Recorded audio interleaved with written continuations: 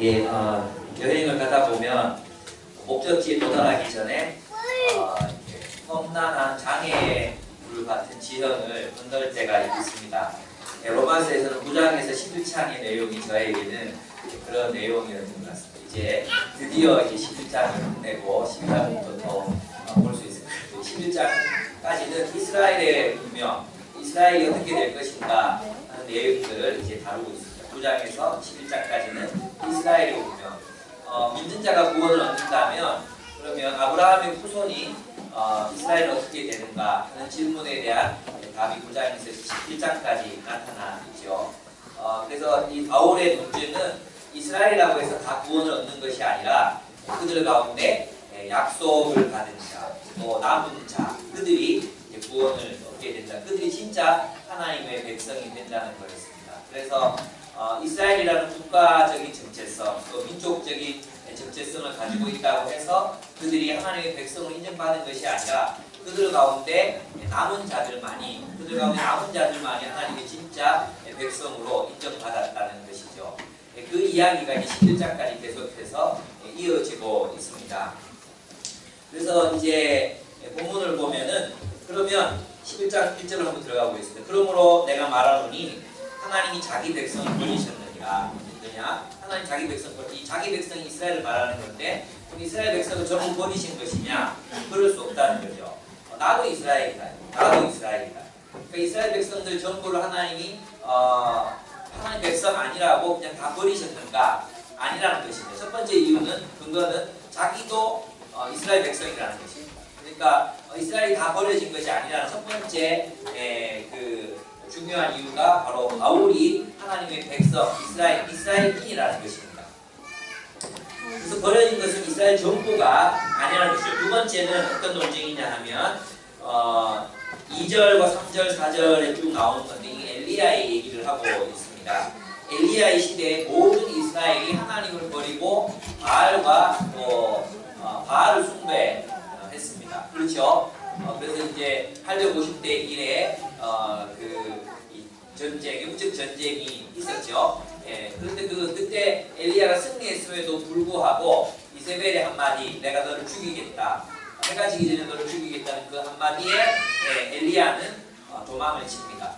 그리고 이스라엘 백성들은 다시 하나님을 섬기는 게 아니라 다시 바알 숭배로 돌아갑니다. 그 바알 숭배로 돌아갔던 그 이스라엘을 바라보면서 엘리야가 느꼈던 그 참담함, 이제 하나님 나라는 끝났구나. 한마디로 말하면 그것입니다. 하나님의 약속, 하나님의 나라를 세우시겠다는 그 하나님의 약속은 끝이 났구나. 그것이 실패했다는 것이었습니다. 그래서 하나님 앞에 그를 부르시 나를 죽여달라고. 하나님 당신은 실패했습니다. 하나님의 나라는 이 세상에 더 이상 건설될 수 없습니다. 얼마나 참담했겠습니까? 그 850명의 바알과 또 갑자기 그 여신의 이름이 생각이 안 나요. 바알과 이세벨은 여왕 이름이고 아세라 예, 하여튼 바알과 그 여신의 섬기는 850명의 선지자들을 다 죽이고 나서도 또 그것을 다 하늘에서 불이 떨어져서 물로 흥건했던 장작더미를 하나님께서 불사르고 또 그 가뭄을 끝내고 하나님 비가 오게 하셨던 그 하나님을 보았으면서도 그들은 하나님께로 돌아오지 않습니다. 바알 숭배를 그치지 않았던 것입니다. 얼마나 이 엘리야의 마음은 참 참담했을까요? 죽여달라고 이야기까지 하게 되는 것입니다. 우리도 그런 감정을 느낄 때가 있죠. 하나님 당신의 계획은 끝났습니다. 하나님 나라는 이 세상에 세워질 수 없습니다. 하나님의 정의, 하나님의 공의와 의를 따라 살아가는 하나님 백성들을 이 세상 속에 창조하신다고요? 끝났습니다. 저들은 돌아오지 않았습니다. 저도 죽여주십시오. 그것이 이제 엘리야의 고백이었어요. 그리고 실제로 진심이었겠죠. 근데 하나님께서 그에게 나타나셔서 뭐라고 말씀하십니까? 내가 바알에게 물불지 아니한 7,000인을 남겨두었다고 말씀하십니다. 그렇습니다. 지금도 그래서 이제 바울의 고백은 뭐냐? 5절에 보시면 그런즉 이와 같이 지금도 은혜로 택하심을 따라 남은 자가 있느냐? 그들이 누구죠? 이스라엘 안에 남은 자가 있다는 것입니다. 모두가 예수 그리스도를 거부하고 예수 그리스도를 십자가에 못 박아 죽이는데 동참했던 것처럼 보이지만 그들 가운데 예수를 그리스도로 믿는 남은 자들이 있다는 것입니다. 나를 보라고. 내가 그 대표적인 사례이고 또 예수님이 죽으시고 부활하시고 난 뒤에 또 사도행전의 역사를 보면 허다한 제사장의 무리가 그 도에 복종하니라 라고 기록되어 있습니다. 하나님을 신실하게 따르는 자들을 이스라엘 가운데 남겨두셨던 것입니다. 그렇죠. 여러분 우리가 이 땅을 살아가면서 여러 가지 이야기들을 듣습니다. 유럽 교회가 망한 이야기, 또 미국의 교회들이 또 타락해가고 있는 이야기. 멀리 갈 것도 없죠. 멀리 갈 것도 없이 우리 한국 교회가 쓰러지고 있는 그런 이야기들을 우리는 도처에서 듣고 있습니다. 그럴 때마다 우리의 마음에는 어떤 절망감이 올라옵니다. 엘리야의 마음과 같은 마음입니다. 하나님, 이제 끝난 거 아닙니까? 하나님이 정말로 승리하실 수 있습니까? 하나님 혼자 이기신다는 건 이해가 되는데 하나님의 교회를 통해서 승리하실 것이라는 그 말씀을 저희가 과연 신뢰할 수 있는 것입니까?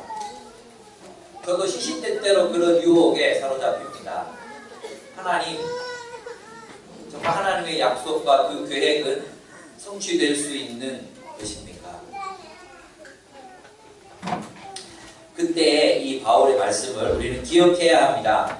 하나님은 어느 시대에나 신실한 자들을 남겨두십니다. 여러분, 남은 자들을 하나님이 왜 친천히 모든 사람들이 바알과 아세라를 섬기던 그 시대에 정말 그 놀라운 역사, 그 역사를 보고도 바알의 품을 떠날 수 없었던 그 이스라엘, 그들을 바라보면서 엘리야가 절망했습니다. 근데 친천인을 남겨주셨습니다. 그리고 하나님은 엘리야에게 새로운 소명을 주시고 예후에게 기름 부어 왕을 삼게 하셔서 다시 이스라엘을 재건하시는 계획에 돌입하십니다. 여러분, 남은 자들이 하나님이 이 남은 자들, 이 사람들, 이 신실한 사람들을 남겨두시는 이유가 무엇입니까? 그것은 전체를 위함입니다. 하나님이 그 남은 자들을 구원하시기 위해서가 아니라 하나님이 그 남겨진 자들을 통해서 이스라엘 전부를 구원하시기를 원하고, 하나님이 이스라엘의 또 바울 시대의 그 이스라엘의 남겨진 자들을 통해 이스라엘 전부를 구원하시기를 원하고, 온 인류의 남겨진 자들을 통해서 온 인류를 구원하시기를 원하신다는 것입니다. 우리 한국교회도 마찬가지입니다. 모두가 다 권력에 경배하고 권력의 그 부정부패를 가로막는 방패막이 노릇을 하고, 제가 좀 기가 막혀서 말도 안 나올 정도로 기가 막혔습니다. 어떻게 제게 우리 교회에 날라오는 기독교 신문들, 무슨 연합, 무슨 신문, 기독자분들 신문들이 날라옵니다. 거기 전부 뭐가 적혀있는지 아십니까? 이런 내용들입니다. 전부.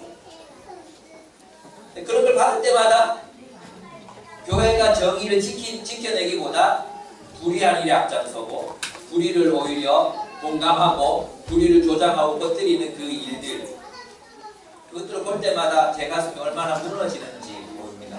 그리고 과연 교회에 희망이 있다고 말할 수 있을까, 그런 생각이 들 때가 있습니다. 근데 하나님께서는 남겨주시는 겁니다. 신실한 자들, 하나님의 뜻에 신실하게 순종하고 하나님의 뜻에 순종하여 살아갈 사람들을 남겨두십니다. 그들을 남겨두시는 이유는 한국교회 전부를 위함입니다. 여러분, 우리 기쁨의 교회는 남은 자들일까요? 아니면 그 남은 자들의 나머지일까요? 저는 우리가 그 남겨진 자들, 남은 자 7천에 속하는 교회였으면 좋겠습니다. 그러나 우리도 늘 갈림길에 서 있다는 것을 기억해야 합니다. 우리도 언제 꺾일지 모릅니다. 우리가 주님 믿음에 속하지 않고 또 믿음의 길을 버리고 언제 꺾일지 모릅니다. 그래서 우리 뒷문단에 가면 너희도 꺾일까 주의하라고 했습니다. 저는 우리가 남은 자들이기를 원합니다. 저 또한 남은 자 중에 하나이기를 원합니다.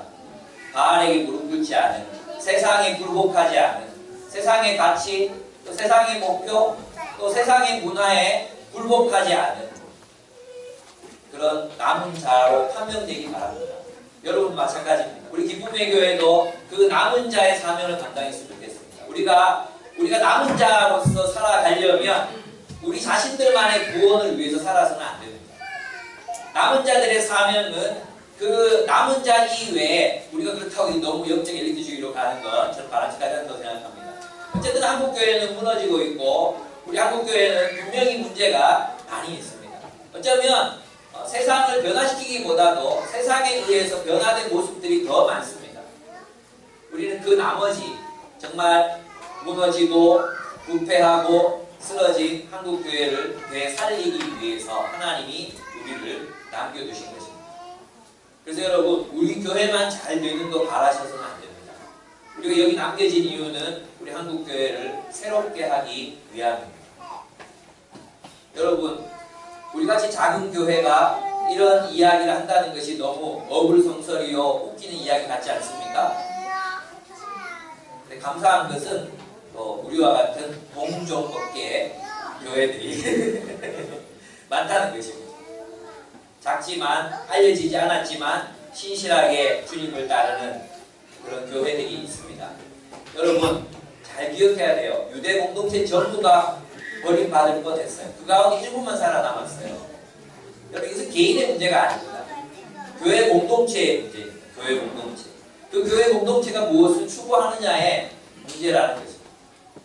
예, 그런 믿음의 길을 버린 그 믿음의 길을 버린 공동체는 그 공동체 속에서 개인이 신실하게 살아남는다는 것은 거의 불가능한 일입니다. 물론 하나님께서 은혜로 그들 가운데에도 남은 자들을 남겨두실 것입니다. 그러나 오늘날 우리에게 필요한 일은 바로 이 남은 자들이 새로운 공동체들을 일으켜가는 일이라고 저는 믿습니다. 여러분 우리는 우리 자신만 신앙생활 잘하다가 천국 가려고 구원받은 것이 아닙니다. 우리 개인이 그냥 주님 잘 만나고 뭐 교회에서 뜬지 말든지 나 혼자라도 그냥 잘 살다가 그냥 주님 만나면 되겠지. 남은 자들의 사명은 그것이 아닙니다. 만약 가난한 성도들이 그 남은 자의 사명을 감당하려면 자기 혼자 신앙생활 잘하는 것으로 그쳐서는 안 됩니다. 그 남은 자들은 사명이 있습니다. 그 사명은 바알과 아세라에게 굴복한 그 하나님의 백성들을 회복하는 일, 그 전체를 위해서 헌신하는 일을 위해서 남겨진 것입니다. 그래서 여러분들의 기도 제목 속에 우리 교회만이 아니라 우리 한국교회 전부, 세계 교회 전부가 포함되었으면 좋겠습니다. 우리가 이 한국교회, 무너져가고 있는 한국교회를 위해서 우리가 무엇을 할 수 있을지, 어떤 일로 그들을 새롭게 할 수 있을지, 우리가 어떤 방식으로 새로운 교회들을 계속해서 일으키고 세워갈지 함께 고민해야 하는 것입니다. 왜? 우리 남겨진 자들이기 때문입니다. 그러면 버려진 이스라엘 가운데서도 버려진 사람들이 있었습니다. 그럼 그들은 왜 버려졌는가 하는 것입니다. 예, 7절에 보시면은 그런 적 어떠하냐? 이스라엘이 구한 그것을 얻지 못하고 오직 택하심을 입은 자가 얻었고 그 남은 자들은 우둔하여 졌느니라. 이렇게 말하고 있습니다. 기록된 바 하나님은 오늘까지 그들에게 혼미한 심령과 보지 못할 눈과 듣지 못할 귀를 주셨다 한것 같으니라. 또 다윗이 이르되 그들의 밥상이 올무와 덕과 거치는 것과 보응이 되게 하시었고 그들의 눈은 흐려보지 못하고 그들의 등은 항상 붓게 하옵소서 하였느니라. 이래서 이 인용은 무엇에 대한 답변이냐 하면 그러면 버려진 이스라엘은 왜 버려졌습니까? 왜 그들은 버려졌습니까? 남은 자들은 구원을 얻는데 그들 하나님 백성이 되는데 그 버려진 자들은 왜 버려졌습니까? 하는 이야기예요. 그 이유가 두 가지가 나옵니다. 하나는 뭐냐 하면 이건 여러분 이게 이제 성경의 용법인데요. 어떤 용법이냐 하면 그 8절 보시죠. 8절 기록된 바 하나님이 오늘까지 그들에게 혼미한 심령과 보지 못할 눈과 듣지 못할 귀를 주셨다는 것 같아요. 그랬잖아요. 이것은 어떤 성경의 용법인데 이런 거예요. 하나님이 이스라엘에게 이를 듣지 못하고 보지 못하게 일부러 막으셨다 이런 뜻이 아닙니다. 그런 뜻이 아니라 그들의 마음을 돌이켜 바알 시대에 그 엘리야가 그런 놀라운 역사를 사람들한테 보여주고서도 사람들이 돌아오지 않았잖아요. 사람들이 돌아오지 않았어요. 돌아오지 않으려고 마음먹은 그들을 하나님이 고치지 않으셨다는 뜻이에요. 그들의 눈과 귀를 그냥 막힌 채로 내버려 주셨다는 것입니다. 그래서 성경은 항상 그 마음이 패역한 사람의 마음을 그냥 패역한 상태로 내버려 두십니다. 완악한 사람의 마음을 그냥 완악한 상태로 내버려 두신다는 것입니다. 그래서 이 본문에서 말하는 건 뭐냐 하면 그들이 불순종했다 이 말입니다. 그들이 하나님의 말씀에 귀 기울이지 않고 하나님의 역사를 눈으로 보고도 인정하지 않았다는 것입니다. 그래서 그들은 버려졌다는 것입니다. 여러분 예수님 당시 유대인들이 그랬습니다. 예수님이 얼마나 놀라운 하나님 나라의 표적들 또 메시아로서의 표적들을 얼마나 많이 일으키셨습니까? 오병 이어의 기적, 또 죽은 사람을 살리는 기적, 또 무리를 걸으시는 기적, 수많은 표적들을 보이셨습니다. 근데 그 수많은 표적들을 보고도 그들은 그것을 보고도 보지 못했습니다. 그가 메시아를 보지 못하고 와서 물었습니다. 마치 그 사건이 전혀 일어나지 않았던 것처럼 당신이 오실 메시아라면 표적이 무엇이니까라고 거듭해서 묻습니다. 그것도 그 표적들, 그 기적들이 일어나자마자 와서 물었던 것이 바로 그러한 질문들이었습니다. 그래서 이 본문은 뭐냐 하면 그들이 왜 버려집니까? 그들은 보지 않으려 했다는 것이죠. 그들은 듣지 않으려 했고 그들은 깨달으려 하지 않았기 때문에 결국은 버려졌다는 것입니다. 여러분 우리가 우리의 마음을 끝까지 완악하게 하고 끝까지 완고하게 하면 끝까지 주께서 우리에게 보여주시는 말씀들 끝까지 주님께서 우리에게 들려주시는 말씀들 끝까지 우리에게 보게 하시는 것들을 안 보이는 척 들리지 않았던 척 깨닫지 못했던 척 하면 주님께서 실제로 우리의 눈을 멀게 하시고 우리의 귀를 듣지 못하게 하시고 깨닫지 못하게 하셔서 버림받게 하실 수 있습니다. 여러분 그래서 여러분 양심에 여러분의 영혼에 세미하게 들리는 성령님의 음성에 귀를 기울이셔야 합니다. 여러분 우리 인간은 어떤 존재라고 했어요? 듣고 싶은 것만 듣고 보고 싶은 것만 보는 존재라고 했죠. 하나님께서는 우리에게 충분히 깨달을 수 있을 만큼 들려주셨고 보여주셨습니다. 근데 우리가 그것을 듣지 못하고 깨닫지 못한다는 것은 우리가 의식적으로 하나님의 말씀을 거부하고 있기 때문일 수도 있습니다. 저는 여러분들에게 도전하고 싶습니다. 하나님께서 여러분에게 분명히 여러분 마음속에 파이타임 시간이나 설교 시간이나 속으로 공동체를 통해서 뭔가를 깨닫게 해주셨을 것입니다. 보게 해주셨을 것입니다. 알게 해주셨을 것입니다. 근데 우리는 애써 귀찮고 싫고 두렵습니다. 그래서 그것을 거부합니다. 계속 거부하면 우리도 이스라엘의 운명과 똑같이 버려짐을 당하게 된다는 것입니다. 두 번째로 그들이 버려진 이유는 그들의 밥상 때문이라는 것입니다. 오늘 구절을 보십시오. 또 다윗이 이르되 그들의 밥상이 올무와 덕과 거치는 것과 보응이 되게 하라 그랬습니다. 여기 기도하고 있습니다. 밥상이 뭡니까? 여기 이제 NLT에서 어떻게 번역했냐면 풍성한 식탁이라고 번역하고 있습니다. 풍성한 식탁. 그것이 무엇이 그들을 그렇게 만들었습니까? 그들의 풍요로운 생활. 그들의 풍요로운 생활이 그들의 올무와 덫이 되었고 또 그들의 축복이 오히려 그들에게 보응이 되었다는 것입니다. 그들의 풍요로운 일상이 하나님 나라를 보지 못하게 만든 것입니다. 어쩌면 서구 기독교인들 또 우리 한국교회 그리스도인들이 이런지 모르겠습니다. 그들의 밥상, 우리들의 풍요로운 밥상 또 풍요로운 밥상을 원하는 가난한 우리들의 마음 이것이 진짜 이 메시아를 보지 못하게 만들고 하나님의 나라를 보지 못하게 만들고 또 하나님의 나라를 위해서 살지 못하게 만들 수 있다는 것이죠. 풍요로운 밥상. 여러분 우리 수련회 때 들었던 한철호 선교사님께서 말씀해 주셨던 쉘 콜렉터의 삶을 여러분 보셨죠? 쉘 콜렉터. 조개 껍데기를 줍는 삶. 리더스 다이제스트에서 이걸 인용하시면서 30대 이른 나이에 은퇴해서 해변에서 조개 껍데기를 줍는 여유로운 삶.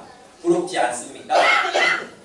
근데 여러분 30대에 은퇴해가지고 120살까지 쉘 콜렉터로서의 직업을 가지고 살아간다는 것은 저주입니다. 저주. 이것을 대구 버전으로 말하면 30대 후반에 은퇴해서 달성공원에서 비둘기 모여주면서 80년을 살아야 되는 그런 인생인 것입니다. 부산 버전으로 용두산 공원에서 비둘기 모여주기 이런 것입니다. 풍요로운 밥상, 풍요로운 삶. 지금이나 옛날이랑 달라지지 않았던 것 같아요. 다윗 시대, 천년, 지금부터 3000년 전, 그 시대나 지금이나 그 풍요로운 밥상, 그 풍요로운 밥상을 가지기 원하는 우리들의 욕망이 바로 하나님의 나라를 보지 못하게 만들 수 있다는 것입니다. 그래서 그들은 버려졌다는 것입니다. 여러분 사실 이스라엘 백성들이 예수 그리스도를 거부한 이유가 무엇이었습니까? 기득권을 포기할 수 없었기 때문입니다. 성전 체제로부터 얻게 되는 그 경제적인 풍요로움, 그것을 포기할 수 없었습니다. 그것을 포기할 수 없었기 때문에 그들은 예수 그리스도를 십자가에 못 박습니다. 분명히 그가 메시아라는 사실을 알고서도 죽일 수밖에 없었던 것입니다. 자기 의를 위하여 하나님의 의를 버렸습니다. 우리도 그럴 수 있습니다. 여러분 우리가 일상을 살다가 일상의 노예가 되면 하나님의 나라를 추구하지 않는다면 우리는 하나님의 나라를 위해서 우리 일상을 추구해야 합니다. 하나님의 나라를 위해서 임종을 준비해야 되고 하나님의 나라를 위해서 결혼해야 하고 하나님의 나라를 위해서 직장을 선택해야 합니다. 하나님의 나라를 위해서 직장 생활을 해야 합니다. 근데 이 우선순위가 거꾸로 뒤집히게 되면 우리의 눈은 멀고 우리의 귀는 막히고 우리의 마음은 진리를 깨닫기에 우둔해질 수밖에 없는 것입니다. 여러분 우리 한국교회는 어쩌면 우리의 풍요, 한국교회의 이 풍요로움이 하나님의 나라를 보지 못하게 만들고 있는지도 모릅니다. 그래서 하나님께서 적절한 시기에 우리를 낮추실 것입니다. 저는 그래야 된다고 생각합니다. 진짜 하나님 나라의 축복을 우리가 누리려면 우리가 좀 더 가난해져야 되지 않을까. 하나님 우리에게 돈을 주시지 않는 이유는 거기에 있지 않을까. 왜 하나님이 다 주시는데 돈만 안 주실까? 그리고 그것도 딱 맞게 주실까? 많이 들어와도 딱 맞고 모자라도 딱 맞고 참 신기해요. 그 일을 15년 동안 했어요. 15년 동안 진짜 만나와 매출하기 만나와 매출하기. 와 오늘 이번 달에 좀 나겠다 싶으면 안 나가요.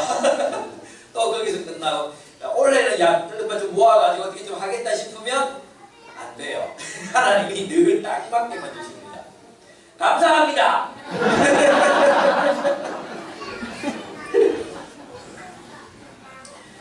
여러분 그래서 우리가 이 버려질 수 있다는 사실 기억해야 됩니다. 여러분 우리가 믿음을 우리 안 버려질 것 같죠? 안 그렇습니다. 여러분 버려질 수 있습니다. 버려질 수 있습니다. 저는 오늘날 우리 한국교회 유명했던 목사님들 삶을 보면서 그것을 느낍니다. 버려졌구나. 풍요로운 밥상.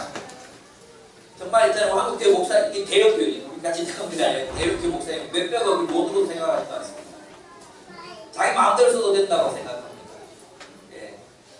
퇴직금을 800억씩 요구해도 그거 자기에게 당연한 거라고 그렇게 생각합니다. 얼마나 웃기는 일들이 일어납니까? 풍요로운 밥상, 풍요로운 삶이 하나님 나라를 잃어버리게 만들었습니다. 여러분 우리 한국교회가 가난했을 때를 생각해 보십시오.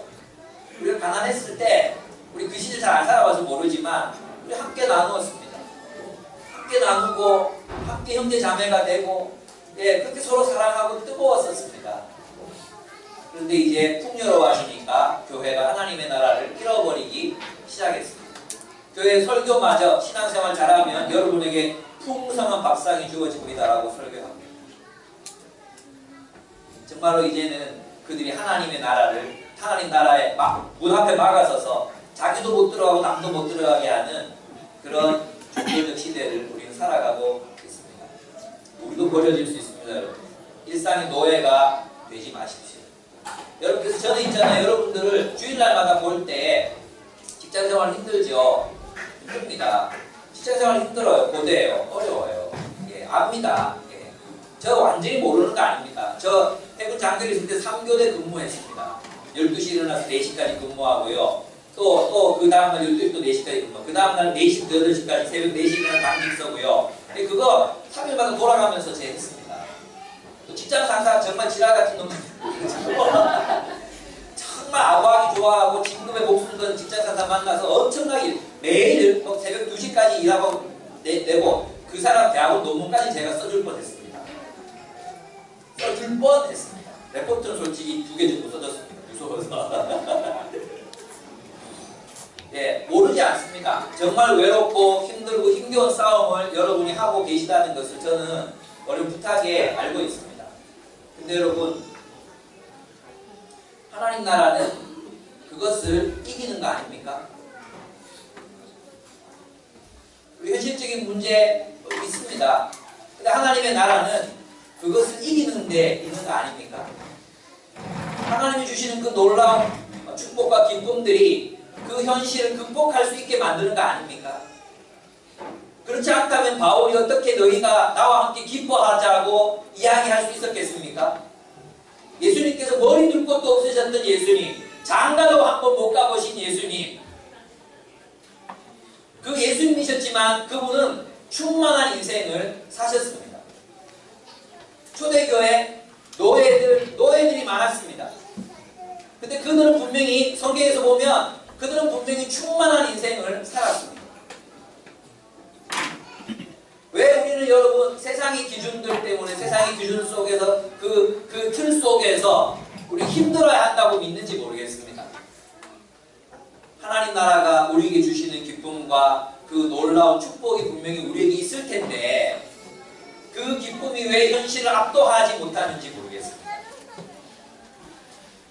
힘들고 외롭지만 또 우리에게 고통과 고난이 있지만 주님께서 우리에게 분명히 하나님 나라의 기쁨과 평화를 약속하셨습니다. 우리가 그것을 누렸으면 좋겠습니다. 예, 비록 우리가 가난하지만 비록 우리가 여러분 저 있잖아요. 페이스북에서 요즘 아십니까? 90세 정도 되신 할아버지시거든요. 근데 신문 배달을 이제 몇십 년 동안 하시는 분이세요. 신문 배달. 보셨습니까? 예, 제가 공유해 놓을 테니까 한번 보십시오. 신문 배달을 하십니다. 근데 이분이 집에 가니까 도서관 순서 책이 있는 거예요. 기자가 와서 물었어요. 책이 정말 많네, 도서관이 많네요. 그래서 이 할아버지가 책을 꺼내서 이렇게 주는 거예요. 그러면서 기자 양반, 플라톤의 전집 40권 중에서 국가, 향년, 파인버버 읽어보셨수? 아니요, 못 읽어봤는데요. 또 누구누구의 숲필 읽어보셨수? 못 읽어봤는데요. 월든 읽어보셨수? 못 읽어봤는데요. 정신세계가 가난하구만. 그러면서 새벽마다 일어나서 신문을 400부씩 돌리는 것이 힘들지 않으시냐고 물으니까 뭐라고 말씀하셨는지 아십니까? 나는 노는 게 힘들지 일하는 게 힘들지 않다. 예. 근데 그 분의 서재에 보니까 십자가가 있었어요. 십자가 예수님이 달려 있었어요. 캐톨릭 신자였어요. 그럼 제가 지금 여러분에게 말씀드리고 싶은 건 뭐냐 하면 우리 이렇게 말합니다. 돈이 우리를 행복하게 해주는 게 아니다. 그럼 다 거기 동의하시잖아요? 돈이 우리를 행복하게 해주는 게 아니다. 다 동의합니다. 돈 많다고 행복해지는 거 아니다. 나도 쉘 콜렉터로 살기 싫다. 그게 우리를 행복하게 하는 게 아니다고 우리는 생각합니다. 근데 그 반대의 삶을 우리는 정말 진심으로 추구하지도 않습니다. 진짜 우리가 진심으로 하나님 나라를 추구하지도 않는다는 것입니다. 우리는 어정쩡하게 쉘 콜렉터로서의 삶, 하나님 나라의 백성으로의 삶, 그 어정쩡한 포지션, 어정쩡한 스탠스에 위치하면서 한편으로 이쪽에서 힘들다고 생각하고 한편으로 또 이쪽으로 와서 또 고생한다고 생각한다는 것입니다.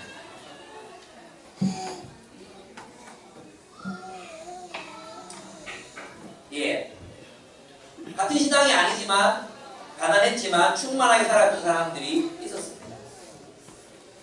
여러분 이런 얘기하면 자주 했죠. 권정생 선생님이 강아지 똥을 쓰신 권준생 선생님 생가에 가보셨습니까? 평생 종치기로 살았잖아요. 인쇄 수입 어마어마했습니다. 여러분 인쇄 수입이요 그분 책이 얼마나 많이 팔리는지 아십니까?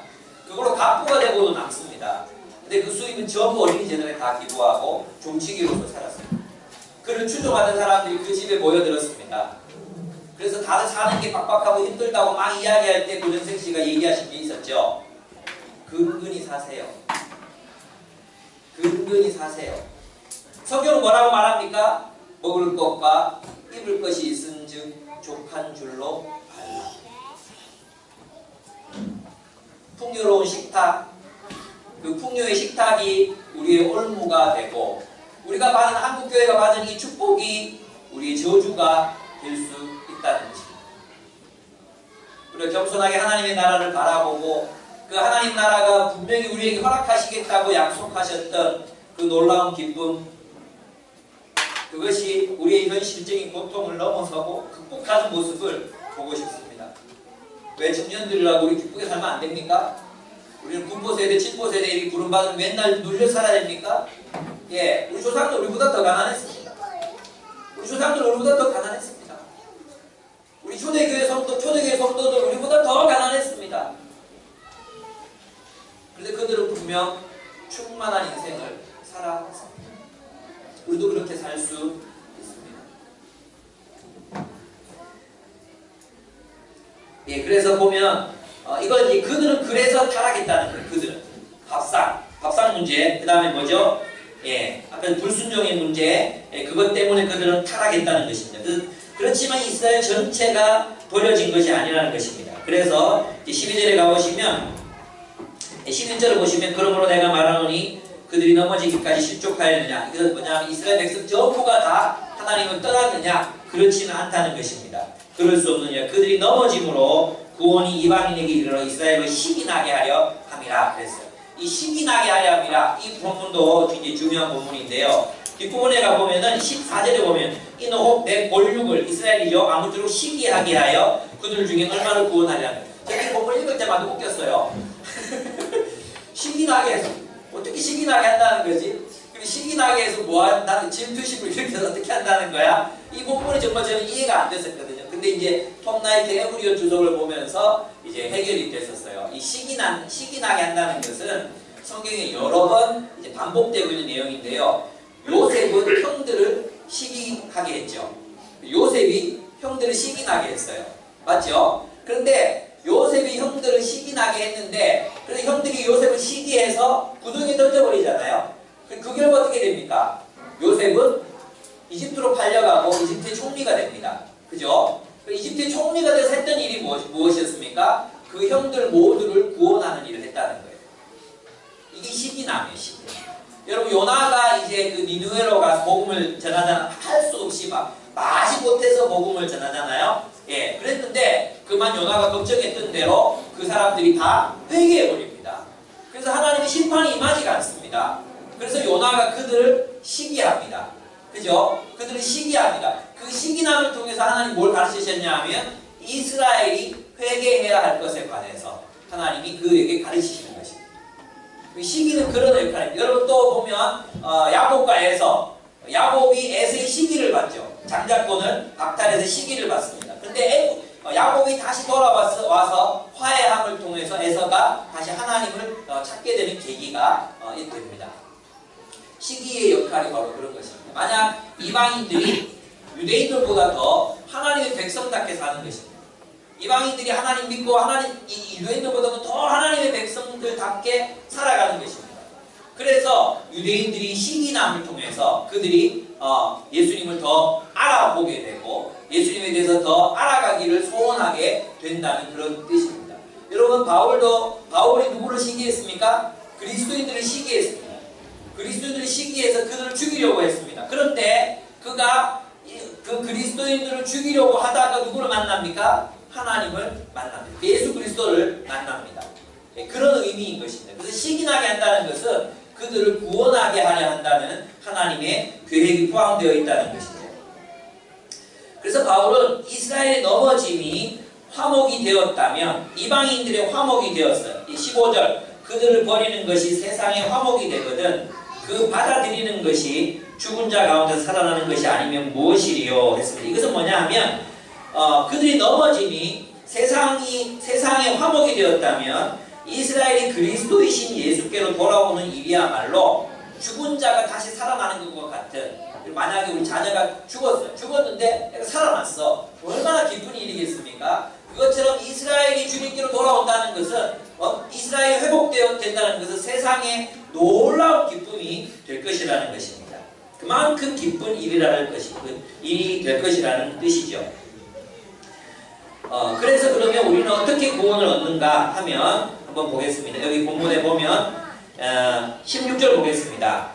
이 말은 뭐냐, 이런 뜻입니다. 너희가 반유대주의, 이스라엘이 버려짐을 당했고 이제는 이스라엘이 아니라 이방인들 하나님의 백성이 된다. 그래서 이것이 반유대주의의 근거가 됐어요. 이것이 히틀러가 유대인들을 죽이는 근거가 되는, 또 이것이 독일 교회가 거기에 동조하는, 여러분 그런 얘기 많이 들어보셨죠? 예수님이 이제 골고다에서 십자가를 지고 가실 때 나를 위해 울지 말고 너와 너의 자손들을 위하여 울라 그랬잖아요. 모르는구나. 예수님께서 골고다 언덕으로 가시면서 예수님을 믿었던 여인들이 막 통곡을 했어요. 그때 예수님께서 하신 말씀이 뭐였냐 하면 너희가 나를 위해 울지 말고 너희 자손을 위해서 울라고 그랬습니다. 그것은 임박한 예루살렘의 멸망, 그것을 전망하시면서 예수님께서 하셨던 말씀이거든요. 근데 그 구절을 가지고 이 유대인들이 박해를 피할 수 없다는 근거 구절이 된 거예요. 유대인들이 박해를 피할 수 없다는 근거 구절로 사용했던 역사적인 일들이 굉장히 많아요. 그 중에 대표적인 게 바로 로마 독일인들의 유대인 학살이었어요. 우리 그런 식으로 유대인들을 구원으로부터 배제시키거나 혹은 또 이런 반대 측면도 존재해요. 어떤 거냐 하면 유대인들은 그리스도에 대한 믿음 없이도 그리스도 없이도 모두 구원을 얻을 것이다. 근데 하나님의 선민이기 때문에 오늘날 극단적인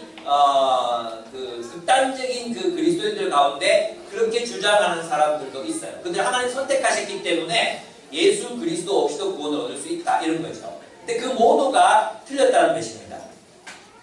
오늘 본문을 보면 17절 한번, 16절 한번 보겠습니다. 제사하는 처음 익은 곡식가루가 거룩한 적 떡덩이도 그러하고 뿌리가 거룩한 적 가시도 그러하니라. 또한 가시 얼마가 꺾이었다. 그죠? 이스라엘이라고 다 구원을 얻는 것이 아니라 그들 가운데 남은 자들, 하나님 앞에 신실하게 믿음 안에 서 있었던 자들, 하나님을 하박국 의인은 믿음으로 말미암아 살리라. 그 믿음으로 살려 애썼던 사람들이 있었어요. 그들 외에는 모두가 꺾였죠, 사실. 그들 외에는 모두가 꺾였죠. 그들 하나님의 백성이 아니었어요. 예수님께서도 만약에 하나님이랑 이 돌들도 하나님 백성이 되게 할 수 있다 그랬어요. 이스라엘의 혈통이라고 모두가 하나님 백성이 아니라는 것입니다. 그러나 그 뿌리가 아브라함으로부터 이 출발한 이 하나님의 나라는 계속해서 한 번도 멸망당하지 않고 끊임없이 그 순수한 하나님의 백성들을 통해서 하나님의 백성이 유지되고 있었다는 것입니다. 이것이 거룩하다는 것입니다.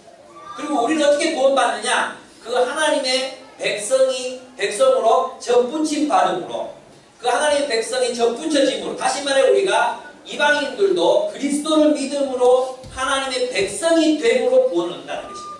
이것을 톰 나이트의 표현을 빌리면 우리는 하나님의 가족이 됨으로 구원을 얻는다는 거예요. 무슨 말인지 아시겠죠? 그래서 우리의 원료를 따져보면 하나님이 아브라함을 부르시고 하나님 백성 삼으시잖아요. 그 하나님의 백성이 계속 연면이 이어져 오는데 지금은 일부 예수님 당시에 또 바울 당시에 일부 가지들이 꺾여져 나갔지만 남은 자들만이 남아있지만 우리는 여전히 그 하나님의 백성의 일부가 됨으로 구원을 얻는다는 것입니다. 하나님의 백성이 된다는 것입니다. 이것이 이제 톰 나이트가 바라보는 칭의입니다. 칭의는 그런 의미에서 우리를 의롭다 하신다는 것은 우리를 하나님의 백성 삼으신다. 더 나아가 우리를 하나님의 자녀 삼으신다는 뜻이에요. 그리고 하나님의 자녀라는 말이 있잖아요. 굉장히 개인주의적인 말로 해석되고 말았어요. 실제로 하나님의 자녀가 된다는 것은 우리가 1대1로 하나님의 아들, 하나님의 딸이 된다는 뜻이 아니라 하나님의 온 가족이 된다는 뜻입니다. 우리가 하나님의 가족이 된다는 거예요. 누군가를 내가 양자로 삼았어요. 그러면 내 아들이 되잖아요. 그럼 너는 내 아들이고 현우님은 내 아들 아니게 됩니까? 아니라 나의 가족이 되는 거잖아요. 그거 하나님 자녀가 된다는 것은 하나님의 가족이 된다는 것입니다. 우리가 구원을 얻는 것은 하나님의 가족이 됨으로, 하나님의 백성이 됨으로 구원을 얻는다는 것입니다. 이 사람들은 마지막 날 주님이 재림하실 때 이 온 가족, 온 하나님의 가족들은 의롭다 여겨질 것입니다. 온 하나님의 백성들은 하나님이 창조하시는 그 하나님의 나라, 완성된 그 하나님의 나라를 유업으로 얻게 될 것입니다. 그래서 있잖아요. 기독교에는 진정한 복음 안에는 개인주의가, 물론 하나님과 우리가 개인적으로 결단한다는 의미에서 개인주의지만 개인주의적 구원론이 들어서 자리가 사실은 없어요. 내가 예수 믿음으로 나만 구원받는다, 그런 개념은 성경에 없는 개념입니다. 하나님은 우리를 구원하셔서 하나님 백성이 되기를 원하시고, 하나님 백성이기 때문에 이 공동체 안에 하나님의 정의, 하나님의 긍휼하심, 하나님의 헤세드, 그리고 하나님의 통치가 실현되기를 원하십니다. 우리가 하나님 나라이기 때문에, 여기 하나님 통치가 실현되어야 하기 때문에. 그래서 하나님은 하나님 백성 전체를 구원하시는 것입니다. 그래서 여러분 오늘 본문을 보면은 여기 이렇게 나와 있죠. 18절을 한번 같이 읽어보겠습니다. 시작. 그 가지들을 향하여 자랑하지 말라. 자랑할지라도 내가 뿌리를 보존하는 것이 아니요 뿌리가 너를 보존하는 것이니라. 여러분 이 문제는 사실 가톨릭하고도 연결되는 거예요. 가톨릭하고. 여러분 우리 하나님 나라는 가톨릭 천년의 역사, 가톨릭 천년의 역사를 하나님 다 지워버리고 다시 개신교 역사를 그 하나님 나라를 쓰셨겠습니까? 아닙니다, 여러분. 그래서 가톨릭 이단이라고 이단적 요소들이 있습니다. 근데 여러분 우리가 알아야 되는 건 뭐냐면 하나님은 초대교회 이후에 동방정교회, 로마 가톨릭, 그리고 나중에는 개신교회가 나타나게 하셨습니다. 만약 가톨릭 안에도 있잖아요. 본문을 적용해보면 그들 가운데 꺾여진 가지들이 있습니다. 그들 가운데 꺾여진 가지들이 있습니다. 그러나 또한 반면에 순수한 가지들, 하나님 나라의 백성들도 분명히 있습니다. 우리가 그것을 거부한다면 개신교도 없는 것입니다. 제 말 이해됩니까? 그래서 우리는 가톨릭 이단이 이렇게 말할 때는 모든 가톨릭 말하면 안 됩니다. 지금 있잖아요. 제가 볼 때는 장로교 합동 측 제가 볼 때 이단입니다. 거의 이단에 가깝습니다. 권력주의, 만몬주의, 바알주의, 모든 걸 다 가지고 있습니다. 그렇지 않습니까? 근데 내가 이렇게 말하면 됩니까? 안 되지. 우리도 어디서 나왔습니까? 우리도 거기서 나왔습니다. 그래서 일부는 꺾일 것이지만 분명히 일부는 꺾일 것입니다. 어떤 교회들은 교회가 아니라 사탄의 회라고 정죄함을 당할 것입니다. 어떤 교회들은 분명히 그럴 것입니다. 어떤 목사들은, 어떤 성도들은 하나님 백성이 아니라고 판명받을 것입니다. 판명당할 것입니다. 그러나 그들 가운데도 분명히 뭐가 있습니까? 하나님의 백성이 존재합니다. 여러분 그래서 있잖아요. 우리 마음속에 교회를 생각할 때 기쁨의 교회만 생각하시면 안 됩니다. 우리 교회를 생각할 때 그 처음부터 아브라함 이후로부터, 아니 창세기 이전부터 계속 하나님이 신실하게 섬겨왔었던 그 모든 무리들, 그리고 지금도 우리 곁에서 함께 신실하게 주님을 섬기고 주님을 믿는 믿음 안에서 살아가기를 애쓰는 그 사람들 전부가 교회인 것입니다. 그들을 우리 형제로 부르고 그들과 함께 동력하고 또 그들을 우리 적으로 삼은 경쟁업체, 제가 농담으로 얘기하지 않아요. 협력업체 좋네. 협력하는 교회들과 함께 하나님 나라를 함께 세워가야 하는 것입니다. 여러분이 우리의 마음을 넓히셔서 그들을 위해서 함께 기도하고 함께 세워가야 하는 것입니다. 그래서 우리는 결국 그 나중은 어떻게 되는가 하면 이 믿음 안에서 모든 사람들이 구원을 얻게 된다는 것입니다. 믿는 자들은 모두가 구원을 얻게 될 것입니다. 그러나 여러분 정말 중요한 말씀이 나옵니다. 20절을 한번 보겠습니다. 옳도다. 그들은 믿지 아니함으로 꺾이고 너는 믿음으로 섰느니라. 높은 마음을 품지 말고 오히려 두려워하라. 뭘 두려워하라고 합니까? 하나님이 원가지들도 아끼지 아니하셨은즉 너도 아끼지 아니하시리라. 그러므로 하나님의 인자하심과 준엄하심을 보라. 넘어지는 자들에게는 준엄하심이 있으니 너희가 만약 하나님의 인자하심에 머물러 있으면 그 인자가 너희에게 있으리라. 그렇지 않으면 너도 찍히는 바 되리라 했습니다. 여러분, 우리 그리스도인들에게 이 두 가지 마음이 다 있어요. 하나는 뭡니까? 하나님의 인자하심에 머물러. 누가 하나님의 인자하심에 머물죠? 믿는 자가 하나님의 인자하심에 머뭅니다. 믿는 자. 이것은 유대 율법주의와 반대되는 개념이죠. 예수 그리스도를 믿는 자가 어떻게 됩니까?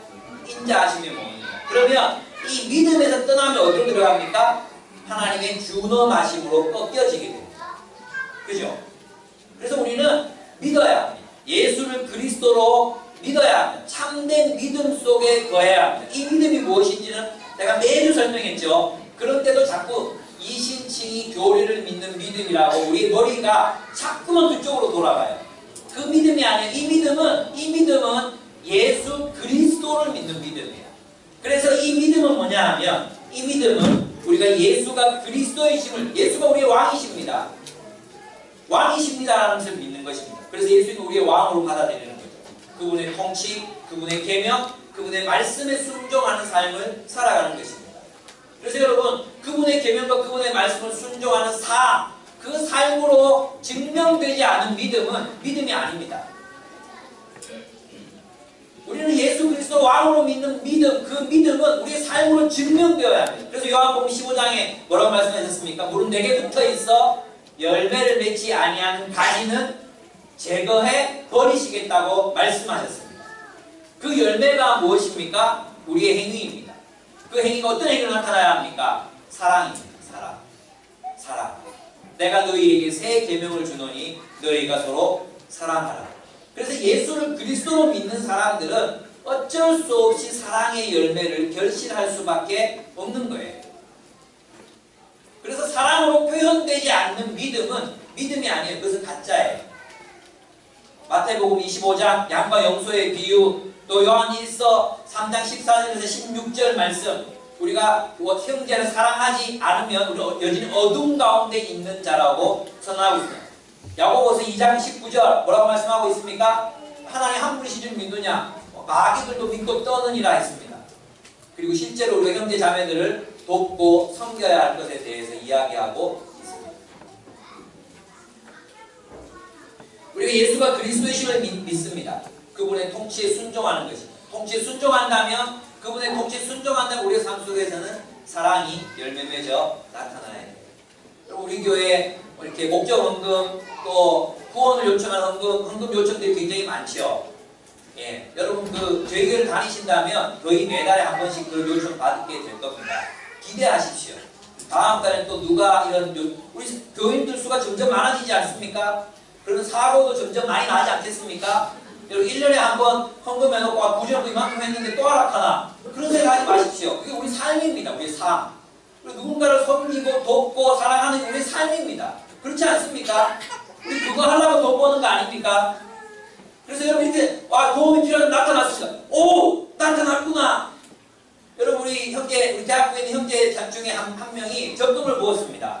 적금 붓고 있습니다. 예, 제가 물어봤습니다. 너 얼마 모으려고 그러냐? 4천만 원 모으겠다 합니다. 왜 4천만 원이냐? 4천만 원을 모으면 원룸을 임대할 수 있다고. 원룸 임대해서 뭐 할 거냐? 대학생 중에 한 가족, 거기서 살게 하고 싶다고. 아무 대가 없이, 아무 보상 없이. 예, 그게 기쁨의 교회입니다. 멋지지 않습니까? 여러분, 우리가 누군가를 섬기고 사랑하는 것은 우리의 삶의 양식이 되어야 합니다. 조금 하고 생생되고 그치는 것이 아니라 그것이 우리의 목적이 되어야 한다는 것입니다. 그 열매, 그 사랑의 열매가 우리의 삶 속에 나타나야 한다는 것입니다. 우리의 삶이 자본주의적 열매를 맺고 있는지, 자본의 열매를 맺고 있는지, 아니면 예수 그리스도의 사랑의 계명의 그 열매를 맺고 있는지 우리 자신을 돌아볼 필요가 있습니다. 나는 지금 통치를 당하고 있는 과정은 아닌가? 한번 생각해 봐야 됩니다. 내가 통치를 당하고 있지는 않은가? 설렁설렁. 예. 여러분 우리 자신의 삶을 한번 돌아볼 필요가 있습니다. 그렇습니다. 믿음이란 예수가 그리스도를 믿는 것. 또 두 번째 믿음이란 예수 그리스도의 공동체인 교회를 믿는 것입니다. 결국 하나님께서 교회를 하나님의 뜻대로 정의와 사랑의 공동체로 세워가실 것이다. 믿는 것입니다. 믿는다면 우리는 살아야 합니다. 믿는다면 교회가 하나님 나라가 되도록 우리가 살아야 합니다. 교회가 하나님 나라가 되도록 살려면 어떻게 해야 되겠습니까?